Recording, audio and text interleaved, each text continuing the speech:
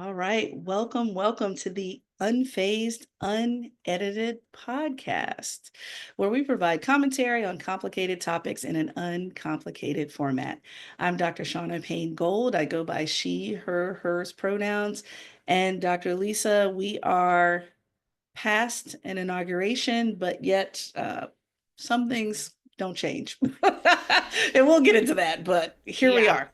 here we are. Hi, everyone. Happy almost end of January. Dr. Lisa, she, her pronouns. And yeah, I feel like there's just going to be a lot. Mhm. Oh yeah. Oh yeah. Brace yourselves, folks. Brace Right, yourselves. right. Oh goodness. But all right. Well, I cannot believe we're this far into January already, everybody. But let's get into it because we've got some good topics to talk about today. The first one is one, again, we've hinted at these. That's why I'm so glad that we eventually started adding this particular segment of Word of the Week, because we've hinted at so many different concepts but never defined them. So Lisa, can you guide us through virtue signaling? Yes. So this phrase gained popularity um, after George Floyd's murder. So it's always existed, but it became much more commonplace to hear people talk about and critique others for simply virtue signaling. It's also a phrase that is used by the right as a kind of demeaning put down and to imply kind of a disingenuous approach to diversity, equity, and inclusion and the quote unquote woke culture that is so rampant and out of control, right? But ultimately, it means that you're either saying something or you're doing something publicly as a means to demonstrate that you are a good human. I am a good person. I wouldn't do any bad things, so I'm going to signal my virtue in some way. So donating to a particular charity, adopting a rescue animal and then telling everyone about it, or more recently in November, after Vice President Kamala Harris lost the election, I believe there are a number of white women who are wearing bracelets or something. Yeah, the Um, blue bracelets, I think it is. yeah, to signal that they weren't one of the bad people, right? But blue bracelet wearing doesn't really do anything, to support people who are going to be most harmed by this new administration. But it was a way to signal their virtue, to indicate non-verbally that they were not someone who voted for Trump. And so there's all these different manifestations of it, but it's often hollow, right? It's often just a signal. It doesn't come with any meaningful action, right? To be Yeah. called a virtue signaler, you likely don't have a lot of depth to the thing that you Mm, did, and you just want people to mm-hmm. think you're a good person. Yeah, that's how I Oh, understand it. Yeah. oh, so now this is interesting. I think there's a tie here. We have talked about being performative. I mean, time after time after time, especially as organizations are concerned, but performing in the direction of a specific positive virtue or positive individual character. Um, yeah, that ties the ego quite clearly to me. It's performing something for the sake of Yeah. one's ego, it sounds like. Yeah. Um, yeah, that Yeah. makes sense to me. I think it's kind of the same thing. Performative Yeah. allyship and then virtue signaling. Yes, There, yes. someone smarter than me might be able to differentiate, but I see them as pretty similar, right? It's Mm-hmm. Mm-hmm. you're explaining, articulating, showing in some way publicly that you are a good person to signal Mm-hmm. that, but there's not a whole lot underneath it. Yeah, there you go. Yeah, exactly. Exactly. Oh, that reminds me of a particular family comedy show way back in the day where the one of, I believe it was the mom that had baked this cake or this pie or something, and it had like the lots of icing and everything on top of it, and it smelled so good around the house, and all the kids and even the dad went in there and he kept eating out of it, but left the icing on it to make it look as if it was still pie in there. So by the time everyone had eaten a little bit, there was no pie underneath. It was just icing. Maybe this is just icing, Lisa, where it's just, it looks good, but there's no substance to the thing at all. So virtue signaling. I'm gonna have to think about how hopefully I'm not doing that, but we can always do some self-reflection. Everybody can.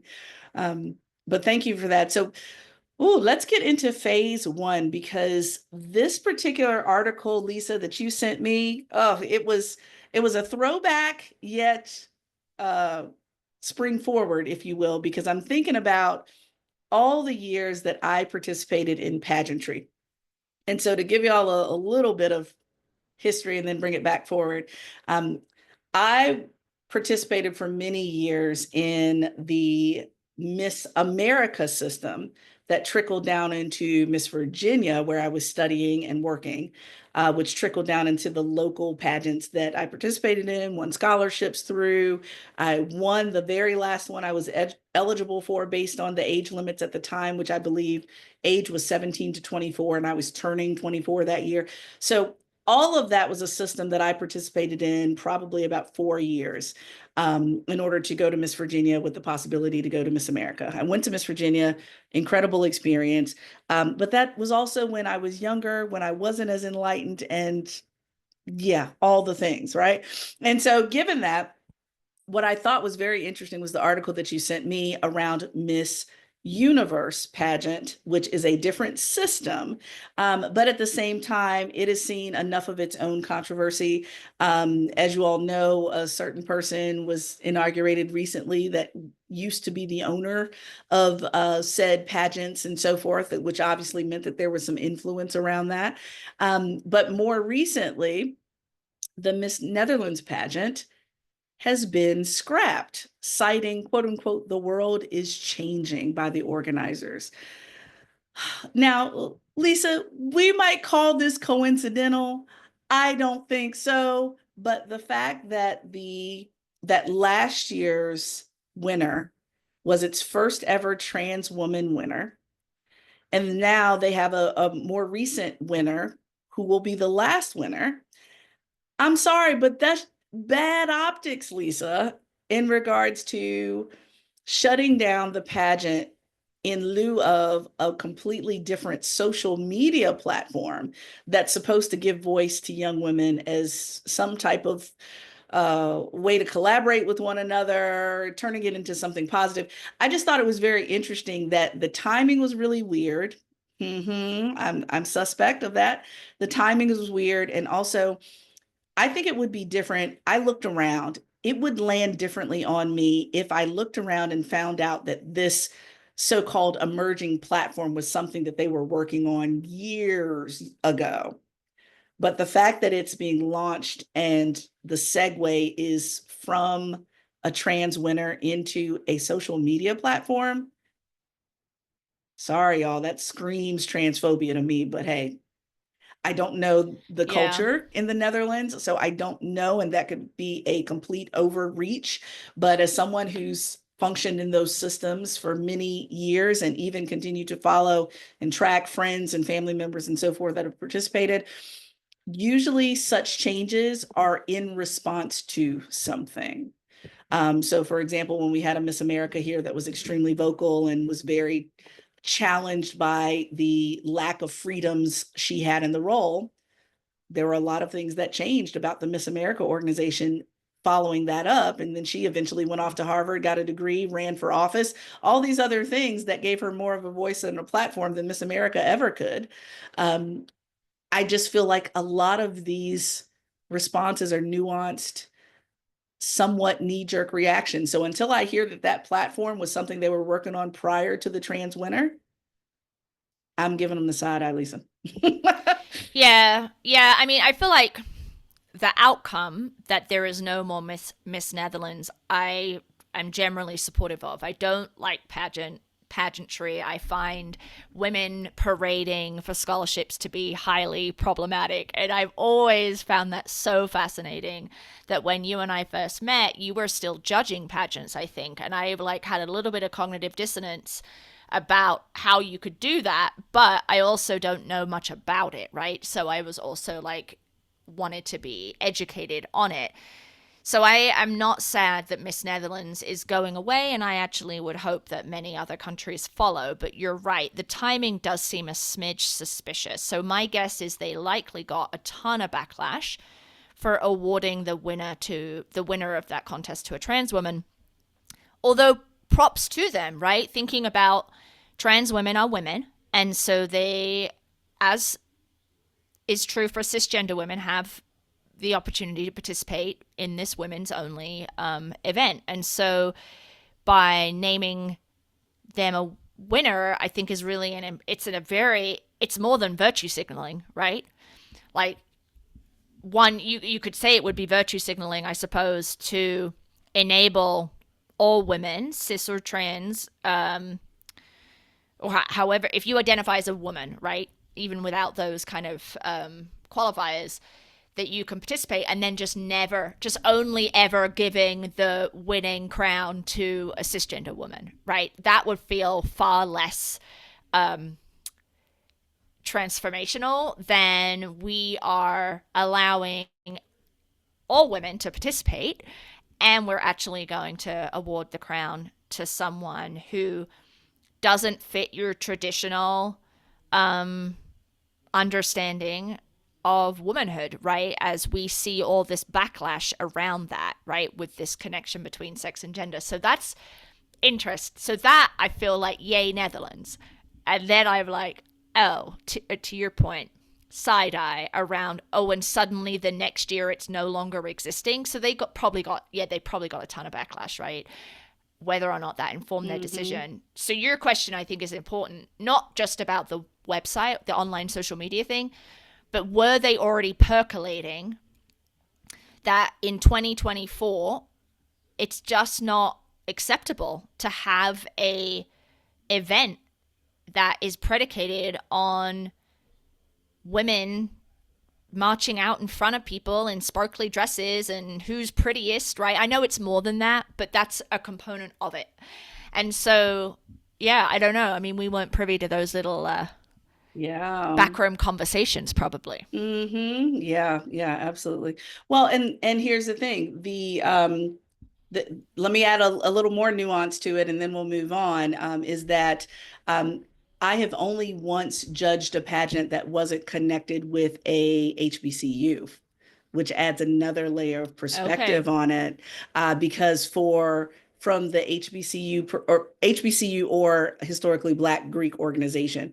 And so given that HBCUs and Greek life have always had a situation where it was both and. So I know I'm going binary here, but go with me. Um, at least it was binary because prior to that, if you're talking about any other social or historically white fraternity and sorority, it's been primarily gendered if they had it. It was only a women's pageant versus Mr. and Mrs. Black and Gold for Alpha Phi Alpha fraternity, for example. So that brings in even another nuance Mm, of who's being judged. And again, another uh, response to being excluded from mainstream pageantry, beauty, style, those types of things. And so it gets even more nuanced there. Well, is it a protest to something that shouldn't have been in place at all? Or is it a viable protest that again bolsters the humanity of groups that have been seen as less than human in this country too? So that's where things get even more nuanced for me. So mm, yeah, all of that over time, makes a huge difference because, you know, Vanessa Williams, who is still living, for example, was the first African American Miss America, which is a different but parallel system. This woman is still living, and she was the first African American Miss America. Now we've had several others since then, including some good friends of mine. But again, that's yet another layer: gender, race. It just continues to pile on and pile on and pile on. So this mm-hmm. is not as clear cut to me as probably many people feel it is, even in my ongoing arc of thinking differently about pageantry. Still doesn't land well with me. Doesn't land Yeah, well. I hear all of that. I still think if you take pageantry for women down to its root, it is about the exploitation and presentation of women for a male gaze, and then a set of standards that are defined by white men around who should get whatever the prize is, right? And so I think about, isn't there another way that we could provide women with scholarships or with opportunities or with experience that doesn't require them to, you know, walk in front of people, right? Like it, and so I think then even with women of color being excluded from that, I don't know. I'm torn on I understand the dehumanizing piece of being excluded and then being included as a humanizing way, right? And pushing back against those systems, but it's being included in a system that I think is inherently dehumanizing to women. Right. So I don't know if that's a win. Right. But I'm also not a woman of color. So I see it. So it's really complicated, Shaunna. Yeah, it is. Well, and even with these systems, for example, there are other systems that were not created for or by men either. So how do we critique those? Like there are some pageants, scholarship pageants that were created by women for women. How might their perspective even have been shifted or not by the male gaze, like you're saying, that would go back to virtue signaling? Like it's almost like saying, how do you, I know it's not as easy as good or bad, but how do you do a not so great thing a little better? It is like, but it's right. Is it still not so great? I'm not sure. I don't know. Yeah, I mean, I think things created by women aren't necessarily liberation, right? Because they are created within a system where standards are defined not by them. So yeah, that's been an ongoing struggle for me. Things around women owned and produced pornography and things like that, right? There's a feminist argument for that, and I've never. I have a similar feeling around. If the system. Yeah. Anyway, that's too much for this session. Yeah. But yeah, I got you. Yeah. So obviously, y'all, we did not come to any conclusion on Miss Netherlands, but again, we keep saying that must be like our refrain for the entirety of this podcast, is that it's always messy when thinking in complex ways. So I just thought it was such a cool article for you to send, given that I have a close friend of mine who was also in pageants with me, who lives in the Netherlands currently. And so we had a little chat about it as well. Oh, so, awesome. Yeah. Great. Yeah. So, all right. Phase 2. Where are we going? Okay. So this was something I had wanted to talk about earlier, but we just didn't get to. So we're getting to it now. But in December, many of you may know that there was a case at the Supreme Court that made it to the Supreme Court related to the constitutionality of gender affirming care for minors, right? And so there was a Tennessee law. There's many laws, but the case that made it to the Supreme Court was this Tennessee law that essentially banned access for minors to gender affirming care. And it was challenged, and it made its way up to the Supreme Court, and the Supreme Court heard the case on an equal protection basis, and so the 14th Amendment. So the Solicitor General, who is the attorney for the United States, and the ACLU were the folks that argued against the Tennessee law. And then obviously you had the Tennessee folks arguing for it. And it's interesting, right? Because an equal protection claim would require an argument winning that there was a lack of equal protection for two different groups, right? And if it's a suspect class like women, for example, there's this heightened scrutiny that has to happen in the courts.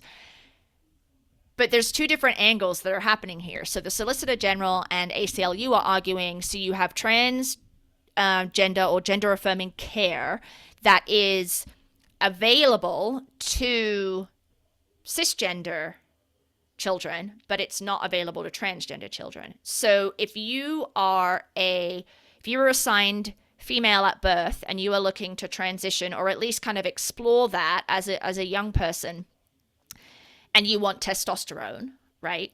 You can't get it because it's for the purposes of gender affirming or gender transition. But if you are a boy, meaning your sex was assigned at birth boy and your gender matches boy, right? So male and boy.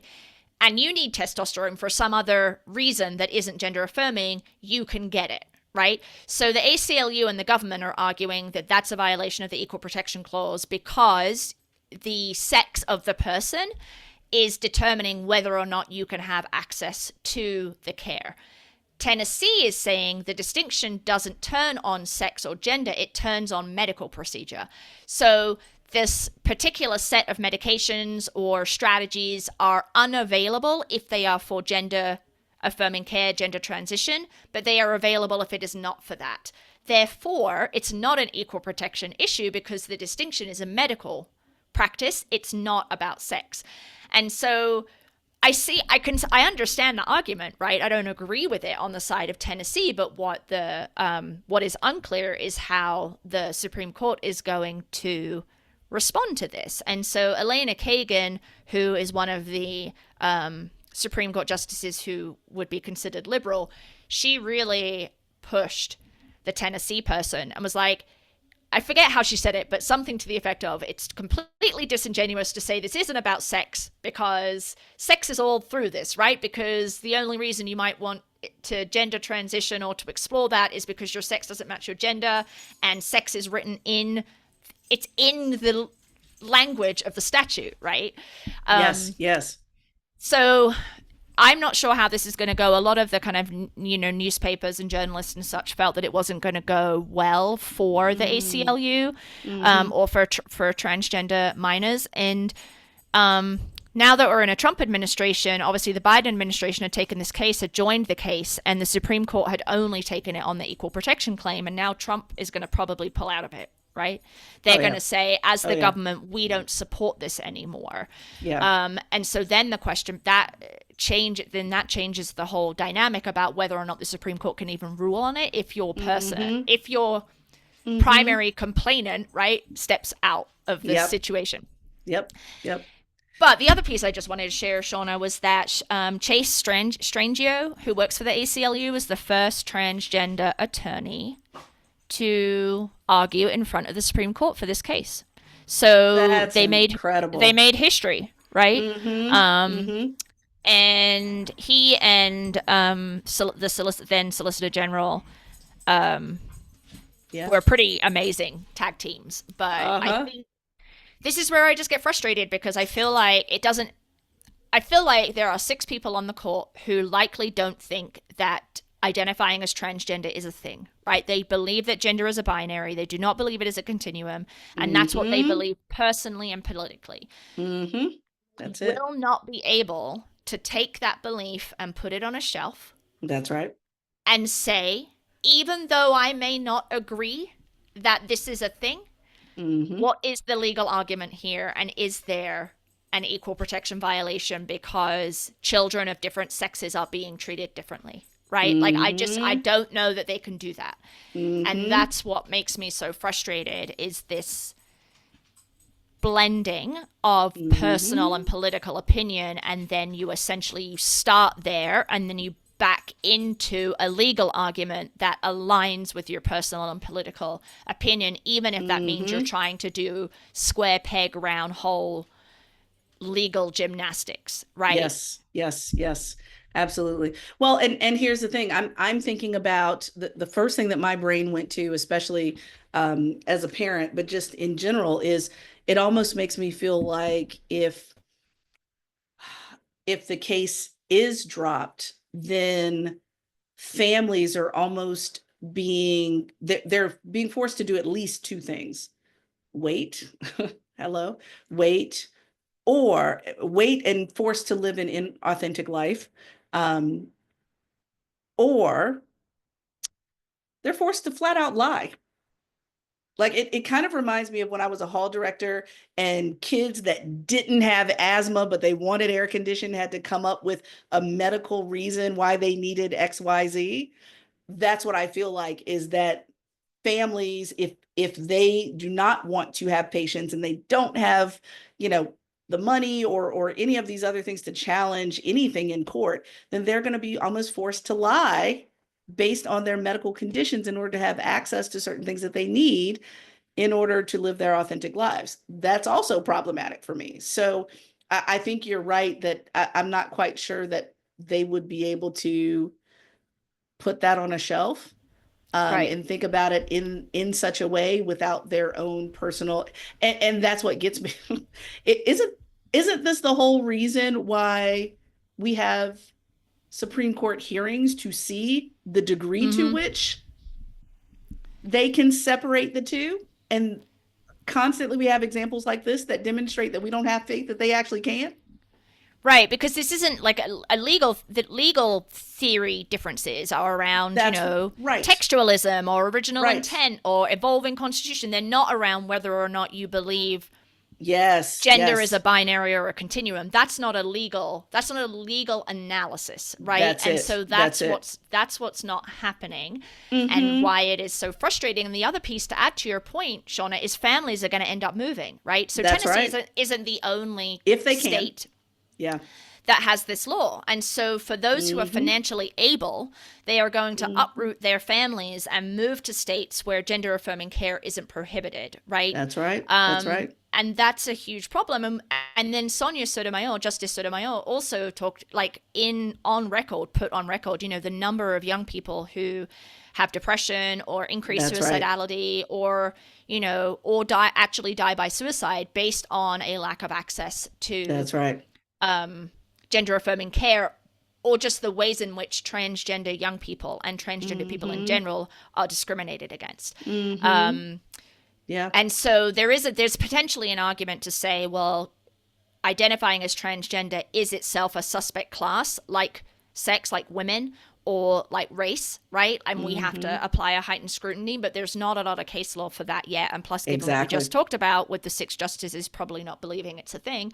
So, Exactly. and then the other piece that's interesting to your family is there's also a possible parental rights argument here. Hello. The government doesn't get to tell me whether or not my child can have gender affirming care when myself, my child, and my doctor have determined that this is the best Hello. route. Hello. Right? So Exactly. so the Supreme Court didn't take up that argument, so there is potentially another opportunity for that. But parental rights when it comes to banning books on LGBT experiences and Harriet Tubman, right? There Parents you get to go. choose what gets taught to their children, but parents don't get to choose what medical care their kid gets if that medical care is gender affirming care. That's Yep. called talking out of both sides of your mouth. Yes, exactly. Yep. Exactly. It's not going to apply. That's why I just don't have, unfortunately, as Right. stellar as they argued the case. I still don't have a lot of faith that they're going to be able to bifurcate that thought at all. Right. Right. So So here comes the we'll see. hypocrisy. Here it Here comes. comes Here the it comes. It's. I mean, yeah. I don't. Here So it the comes. result or the opinion will get released in June or July. It'll probably be one of the last one that comes out because it's Yeah. a quote unquote controversial opinion. But if listeners, you have an interest in Mm-hmm. the rights of transgender people and transgender minors in particular, Mm-hmm. you should listen, because the recordings Yeah. are online. You can go online and listen, because it's also historic to be Yeah. in the presence of the first transgender person to argue in front of the Supreme Court. It was also pretty cool. Yeah, we should drop the links in the show notes. So if you Yeah. would like to take a listen, please do. I have some travel coming up, so I'm going to go back and listen as well because Lisa had already put it on my radar. But yeah, it's historic and how can we say historic and possibly setting a precedent at the very same time. So, oh goodness. Ugh. All right, well. Probably the first of many things going to the Supreme Court this year that we're going to be paying attention to, because we know when the docket comes down, Lisa's going to be on it, then I'm going to be on it, then we're going to be on it, y'all. So, Oh yeah. Yep. Yep. so let's get into our phase 3 topic. And Lisa, I don't know if you remember, but I guess this was what, 3 years ago, maybe? Might have been a little bit longer. I can't remember exactly how long, but Michelle Obama's book, Becoming, was a really cool game changer because when her book tour started, I mean, obviously people were kind of breaking their necks trying to get to one of her stops on her book tour. I went with a group of good girlfriends to the Capital One Arena here in DC to hear her talk and talk about the book and so forth. And the book was really cool because it if she wrote it herself, I doubt seriously because she got a lot going on. But even if there was a ghostwriter that wrote based on her voice, they got it exactly on her voice. I mean, as you're reading it, you're hearing it in her own delivery method, if you will. And of course, the title of the book was Becoming. And at the same time, you're left with this understanding of, goodness, how difficult must it have been to continue becoming as a woman, as a woman of color, as a woman of color who happens to be the first lady of the United States of America, as the first African American first lady. Um, and so I'm thinking to myself, gosh, that's coming from a tough and experienced place. And so, given that, it's always been kind of this thought of, okay, what's next, or what are we evolving into? I, Lisa, despise folks that say to other people, "Oh, well, you're not who you used to be, or you changed, or what have you." And I'm thinking to myself, hello, that's human development. Everybody, I mean, we expect little kids to develop over time. Like, you don't expect, a grown person to be crawling on their hands and knees like an infant, like a baby, right? So wouldn't you expect them to develop emotionally and intellectually and psychologically in all those different ways? And so with that, recently I just ran across this Instagram post that was really cool, that juxtaposed what a lot of people do, which is creating a vision board of some sort, whether it's whether it's low key on a poster board, you got out your magazines, you're clipping and got the glue sticks out and putting together a vision board, or you're doing a Pinterest page, or however you choose to put your visions out there for you to see on a regular basis. A lot of people do that.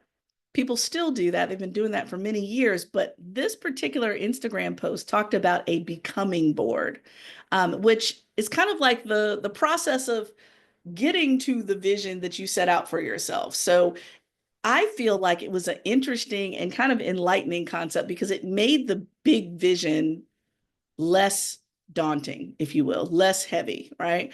So the person that created this becoming board concept talked about, for example, it's not just what you want your ideal fit body to look like or feel like or do, but it's literally like the empty water bottles and the sweaty towel on the floor that gets you to that vision, right? So going back to, a few years ago, it wouldn't just be the picture of Shaunna's hands up at the finish line of an Ironman. It's literally okay, get your crap out with all of your bike gear and all that stuff and throw it on the floor because you're getting ready for your long Saturday morning ride. Like the process to the end result. And I thought it was pretty interesting, Lisa, because a lot of the stuff that I've read about habits and forming good habits and all those other things, it would lend itself to this whole becoming board visual where how do we get where we want to go, right? And at first I was thinking of it from just a personal level, whether it's fitness or whether it's health or whether it's, something I want to learn or something that I want to do. I then started to think about this, Lisa, and it's something that we're going to have to toy with, especially if we do training or working with other organizations that want to continue to develop individually from a DEI lens, but also as an organization from the DEI lens. What do those little micro moments look like leading to the ideal organization that you want to be? And so those micro details might be literally a screenshot of your desk with the policy that you're reading with highlights because this policy is inequitable, but you're starting to review it and it's been on the books for 50 years. Like it literally might need to get to that granular level to help people to think about the process of evolving into that vision organization that you say you want to be, but those minuscule details are what gets you there. And so I'm toying with this as a concept, Lisa, for whether it's coaching or training or something, but there's something good to this that doesn't just have to end with Shaunna's vision board on her wall. Yeah, I've always found vision boards a bit stupid. No offense to people who vision board. I don't like it's not something that I grew up with. It's I mean may be popular in the UK now, but it certainly wasn't for the first 25 years of my life. It but I also think about it, you're making me think about the ways in which women in particular struggle to realize their dreams or their potential because of all of these systems and behaviors that create impediments for them, right? So having kids and there's no good childcare, right? The unequal division of labor in the home, the lower wages for women, right? Things like that. And so a little bit of a cynical aha for me here is that by encouraging women in particular to do vision boards, we're saying you can do anything. Just put it on a board and that's your dream and it'll become reality, right? As a means to perhaps placate us and brush over or glide over all of those barriers that exist in between. So, what I like about this concept of the becoming board is that it actually is a little bit in opposition to this vision board, right? It is, yes, you have dreams and goals, and this is how you are going to get there, right? Because I think that often gets lost. Like I said to my niece when she was younger, don't let anyone tell you that you can't do anything. You can do anything you want, right? All of that rah rah stuff. But there's like a big gap between where you are and doing anything you want. Like there's this whole other thing in the middle that needs to get you there, right? And we don't spend a lot of time thinking about that. And so this becoming board concept, I think, might actually be particularly helpful for women and perhaps more broadly for other groups that experience marginalization and barriers that are often the recipient of you can do anything you want, right? Which is kind of that American way of pull yourself up by your bootstraps. It's the same kind of thing. So I don't know. That just kind of clicked on for me as you were talking. I don't know how if you have a reaction to that. No, absolutely. I think that's absolutely on point because, again, you're right. The vision board, as much as I feel very strongly that you need a vision of what you want to become, who you want to be, that type of thing, and at the same time holding the reality of here's what you want to be. Here are, to your point, the barriers, the systems, the problems that are very real. And here's the process of getting through, beyond, around, obliterating those issues to still get to your vision, right? Because that's where two concepts that came to my mind, Lisa, as you were talking. Vision boarding alone, as much as I like my vision board, I'm also very much a planner. So you're not going to catch me with no vision board and no plan with it. You know me, Lisa. That's just not who I am. But the vision board piece of it goes back to what we talked about weeks ago, a form of self-care. I care for myself by at least making it visual what I want, at least getting clear on what I want. Now, I haven't gotten clear on the plan to get there yet, but I'm clear on at least what I want first. And so therefore, I'm taking care of myself. Ha ha, wink, wink, nod, nod. I'm taking care of myself by at least identifying what I want, but that doesn't mean that I've started slaying the dragon of these are the systems that don't help me get there. These are the problems that never helped me to get there. And what are those systems going to be? So the self-care piece that's kind of braided into that concept. And then here we go with the other piece. Let's fold it back into the virtue signaling. Meaning that what type of person are you if you don't have a vision for your life or a vision for your organization? Oh, you don't have it all together. This, perfection, all these other things. And it's like, nah, like I've had a vision board for years that probably folks never knew about. I certainly didn't show it to people. Not that it was embarrassing or anything on there that I wouldn't share, but it just was personal. It can be virtue signaling by saying, let's do all this vision boarding. Yay, start of the new year. Oh, but it's July and I forgot I had a vision board, much less the plan that goes with it, much less the oppression that I needed to slay the dragon to get through and around. And so I'm loving that concept that you're bringing up around so we're in agreement. We don't like the vision board standing alone. That's the first thing we agree on. The second thing we agree on is the becoming board can fold in those things that Mm-hmm. we can do, but also Yeah. the systems that are problematic that we also Yeah. need to name because they're very real for us at the same time. Yep. Yep. Yeah. It's a Yeah. roadmap of sorts, right? And I think that Oh, yeah. we are not encouraged um to Mm-hmm. really map those things out in any kind of systematic way. No. I mean, things are changing, obviously, but I even just think back to my schooling. Like, I had absolutely zero career advice at any point in my schooling. That's different from the US, I think. But, I think about if that had been a structural thing, and that would have Mm-hmm. benefited people of all genders. And Mm-hmm. I had said I wanted to be a film director or I wanted to be a constitutional lawyer or whatever, right? Like, I would have had a person who would have been like, and Yeah. here are the steps to do it. So, like, putting that on a vision board Right. without the support and the guidance and understanding of how I get to it doesn't feel very useful. Because I Mm-hmm. still have to do all the work and I don't have any support, right? Like, so the Mm-hmm. becoming board can also identify those supports in your life who can help you get to your vision, That's right. right? That's right. Exactly. Exactly. It puts the plan in place. That's the thing. How do we get there? How do we get there? Oh, all right. So look, we covered a lot today. It's actually commendable that we're even clear in thought to have this conversation after the year we had last year. We're coming on the heels of an inauguration. Eh, Hopefully today made y'all's day a bit more pleasant. Let's put it that way. But Lisa, let me tell folks where they can find us. Certainly go to YouTube at Unfazed Unedited. Go to Apple Podcasts and Spotify to follow us. Instagram, we're there at Unfazed Pod. LinkedIn, we're also there at Unfazed Pod, and you can certainly email us at info@unfazedpodcast.com.